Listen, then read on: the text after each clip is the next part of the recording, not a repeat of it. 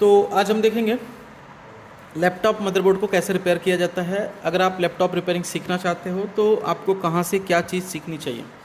देखिए, बहुत बड़ी चीज़ नहीं है लैपटॉप रिपेयरिंग में। आपको स्टार्ट करने के लिए धीरे धीरे आपको सीखना होता है। एक एक चीज़ सीखते हो आप, एक ही बार पूरा एडवांस लेवल पे आप नहीं जा सकते। पहली चीज़ आपको बेसिक से स्टार्ट करना होता है। अगर आप मोबाइल का काम करते हो तो फिर ये आपके लिए बहुत ही अच्छा काम होगा कि आप लैपटॉप का भी सीख लो, क्योंकि अगर आप मोबाइल का करते हो तो लैपटॉप का भी आपका एक एडिशनल इनकम बन जाएगा, जिससे आप इसमें बहुत ही आसानी से इस बोर्ड को रिपेयर करके और उसमें आप जो है काम करके कुछ अर्निंग बना सकते हो। बाकी इसके एसेसरीज़ वर्क तो आपको पता ही है कि फॉर्मेट करने में और SSD hard disk RAM change करने में आपका ये काम तो बड़ा सिंपल है। डिस्प्ले टूट गया, डिस्प्ले फ्लक्स ख़राब हो गया, उसके हिंज टूट गए, पैनल टूट गए, इसके भी एक्सेसरीज़ वर्क भी आप कर सकते हो, उसमें भी आपके एडिशनल इनकम है। और आपको आईसी मदरबोर्ड रिपेयरिंग करना भी सीखना चाहिए, क्योंकि कभी क्या होता है कि आपने लैपटॉप खोला और उसके बाद वो ऑन ही नहीं हुआ तो आपको फिर बहुत डर लगेगा वहाँ पे। इसी डर की वजह से आप लैपटॉप खोलोगे नहीं। ठीक है, तो आपको ध्यान देना है कि लैपटॉप रिपेयर करने के लिए आपको बेसिक से क्या क्या चीज़ें चेक करनी पड़ती है। तो हम मदरबोर्ड के बारे में पहले बात करते हैं कि अगर आपको लैपटॉप का मदरबोर्ड समझना है तो उस पर क्या क्या चीज़ें होती हैं। देखो, सबसे पहली चीज़ रैम की। इस सेट लैपटॉप में 2 सॉकेट दी हुई है और रैम जो दिख रहा है मुझे यहाँ पे, अगर हम देखें तो ये जो रैम है किंगस्टन का रैम है, और इसमें ठीक है, इसमें जो है रैम में आप देख सकते हो ये PC3 लिखा हुआ है 12800S। ठीक है, यहाँ पे भी PC3 लिखा हुआ है। 4 GB का रैम ये भी है और 4 GB का रैम ये भी है। ठीक है, तो टोटल दोनों 8 GB के रैम है। 4 GB एक सॉकेट में, 4 GB दूसरे सॉकेट में लग जाएगा। कैसे लगता है ये आप लोगों को पता ही होगा, कुछ लोगों को ये भी नहीं आता। चलो ठीक है ना, बेसिक है, आपको फ्रेशर हो तो आपको तो सीखना ही पड़ेगा, उसमें कोई वो वाली बात नहीं। देखो, इसको आराम से ऐसे रखना है और इसको ऐसे पुश करना अंदर की ओर, अंदर की ओर पुश करो जितना कर सकते हो, फिर नीचे दबा दो, बैठ गया। ठीक है, इसी तरह से इसमें भी रख दिया, अंदर की ओर ऐसे पुश करो, नीचे दबा दो, बैठ गया। ठीक है, बाकी एक बार देख भी लो कि फिट है इस तरह से। अब निकालना है इसको, तो ये वाली पॉइंट और ये वाली पॉइंट को पकड़ के हल्का सा फैलाओ, ऊपर उठ जाएगा, फिर खींच लो। ठीक है, इसी तरह से इसको भी हल्का सा फैलाओगे इसको दोनों साइड से, तो ये ऊपर उठ जाएगा और फिर इसको पकड़ के खींच लो। ठीक है, इस तरह से रैम निकाल सकते हो, लगा सकते हो। ये DDR3 रैम है, PC3 लिखा है ना तो DDR3 है। PC3L लिखा होता है तो DDR3L बोलते हैं उसको, जो 1.35 वोल्टेज पे चलता है। और ये DDR3 है तो ये 1.5 वोल्ट पे चलता है। DDR2 रैम जो होता है वो 1.8 वोल्ट पे चलता है। DDR4 जो होता है 1.25 पे चलता है, और DDR5 भी 1.25 पे चलता है। तो आपको ये देखना है कि DDR4 DDR5 रैम की पूरी जो रैम का आपको जो वोल्टेज है वो आपको मैं समझा दूंगा अगर आप हमारी क्लासेस को ज्वाइन करते हो। फिलहाल के लिए ये DDR3 रैम है, इसके लिए 1.5 वोल्ट की रिक्वायरमेंट है रैम के लिए। ठीक है, अब इसमें CPU दिख रहा है तो CPU सॉकेट बेस है। ये CPU क्या है, सॉकेट बेस है। इस सॉकेट को यहाँ से ओपन करते हो ऐसे घुमा के, और ये CPU बाहर निकल जाती है। आप इसको चेंज भी कर सकते हो, जो भी ये प्रोसेसर है उससे मिलता जुलता प्रोसेसर आप इस पर लगा सकते हो। लेकिन आपको जनरेशन का भी ध्यान देना होता है, क्योंकि कुछ बोर्ड पुराने होते हैं बहुत और उसमें नए जनरेशन के प्रोसेसर सपोर्ट नहीं करते, तो उसके बारे में भी इन्फॉर्मेशन आपको दिया जाएगा कि किस तरह से हम कंफर्म करेंगे कि कौन सा प्रोसेसर किस बोर्ड पे चलेगा। ठीक है, तो इसको हमने यहाँ पे लगा दिया, और इसको हमेशा आप जब लगाने के बाद ऐसे डायरेक्ट हिंज नहीं कसना इसके ऊपर, आपको इसको पहले लॉक भी करना बहुत ज़रूरी है, क्योंकि बिना लॉक किए अगर आपने इसको लगा दिया तो CPU आपकी जा सकती है, शॉर्ट हो सकती है। ठीक है, तो लॉक हो गया। अब ये तो हमारा हो गया CPU और रैम।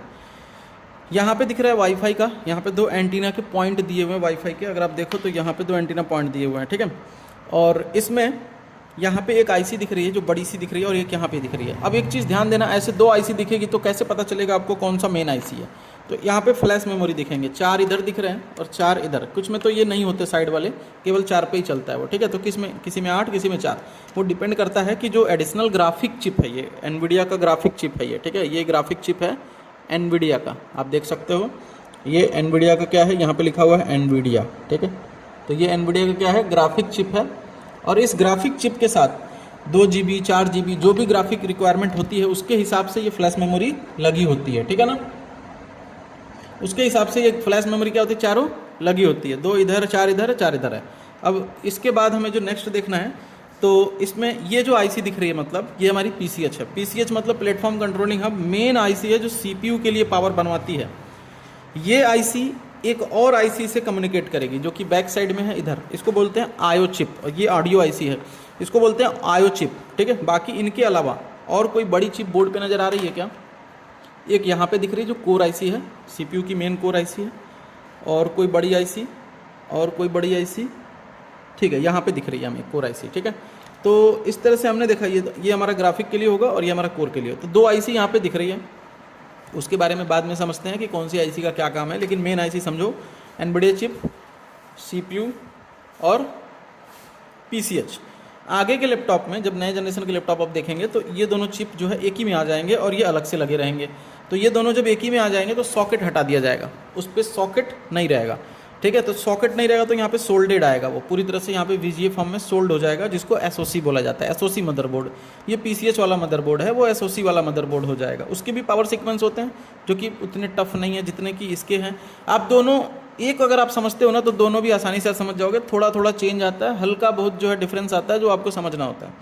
लेकिन एक लैपटॉप को रिपेयर करना अगर आप सीखते हो किसी भी जनरेशन का, तो आपको आइडिया लग जाता है कि कैसे हमें लैपटॉप को समझना है, कैसे हमें उसको रिपेयर करना है। देखिए प्रॉब्लम पूरा नहीं आता है, प्रॉब्लम एक बेसिक लेवल का होता है, आपको समझना पड़ता है कि प्रॉब्लम है कहाँ पे। कुछ तो फिजिकल डैमेज में पकड़ में आ जाते हैं कि यहाँ पे कंपोनेंट टूटा हुआ है, यहाँ पे वाटर डैमेज है, यहाँ पे ब्रेक हो गया है, ठीक है।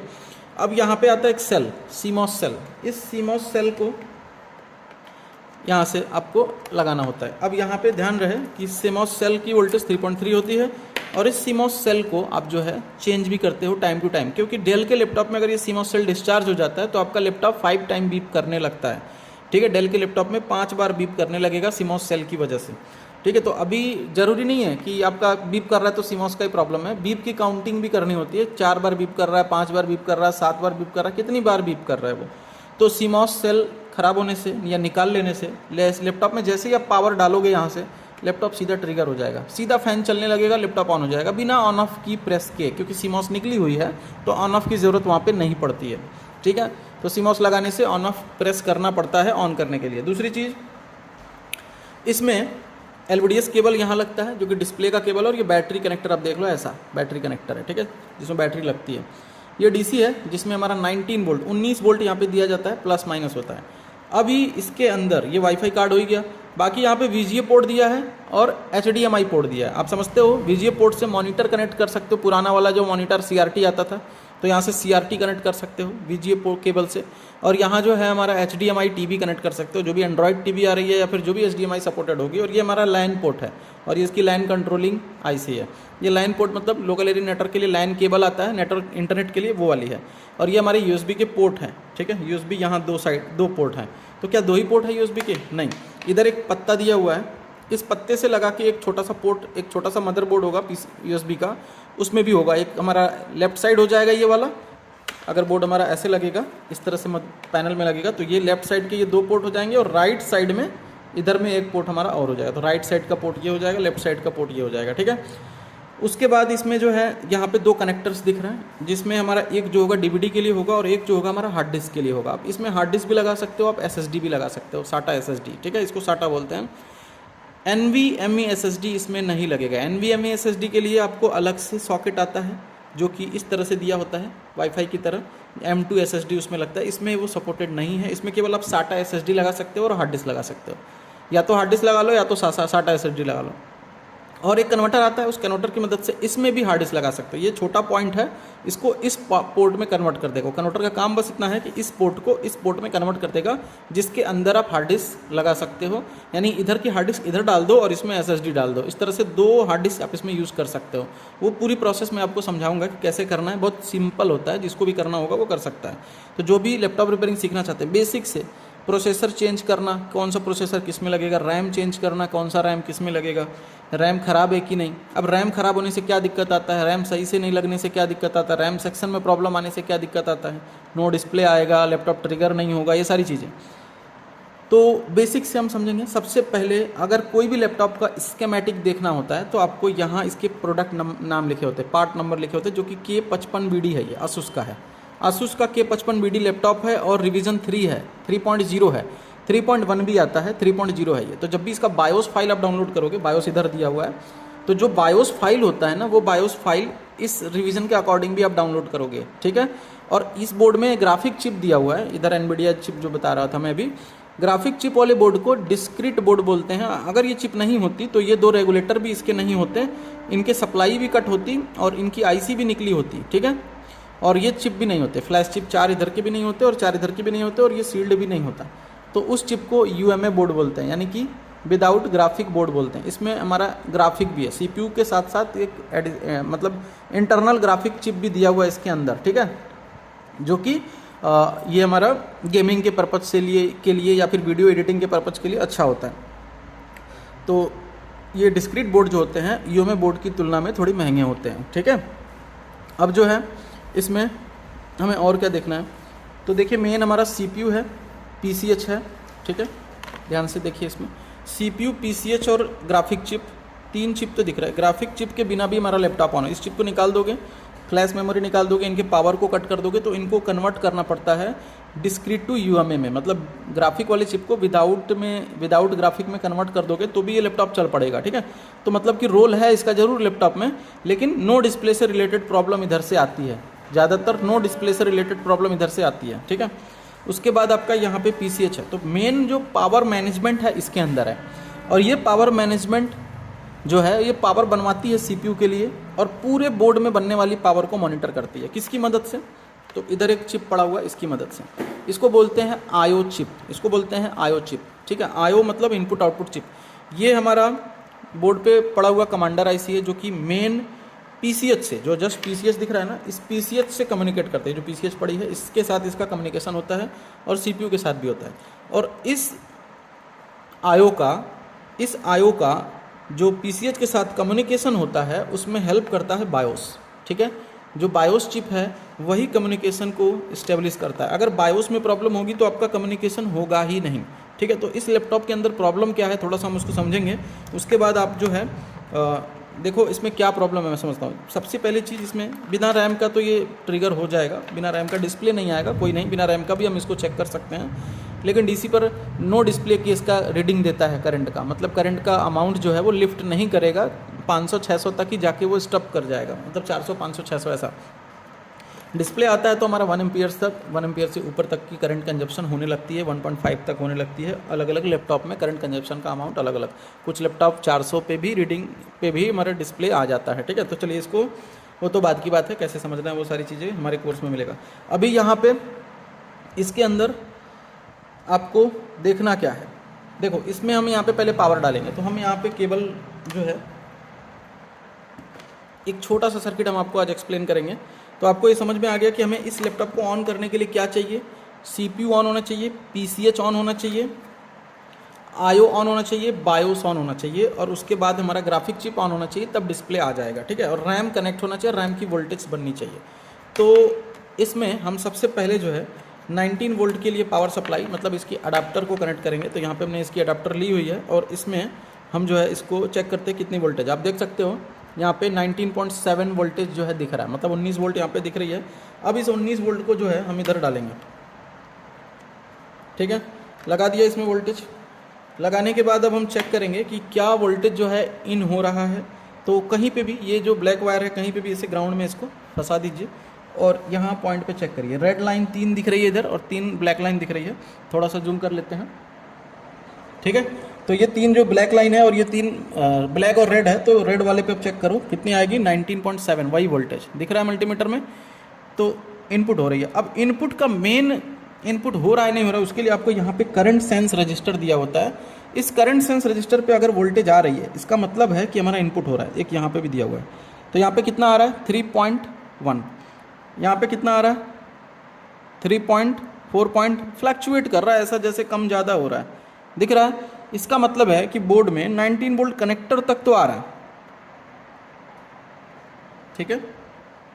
ये चला गया अभी।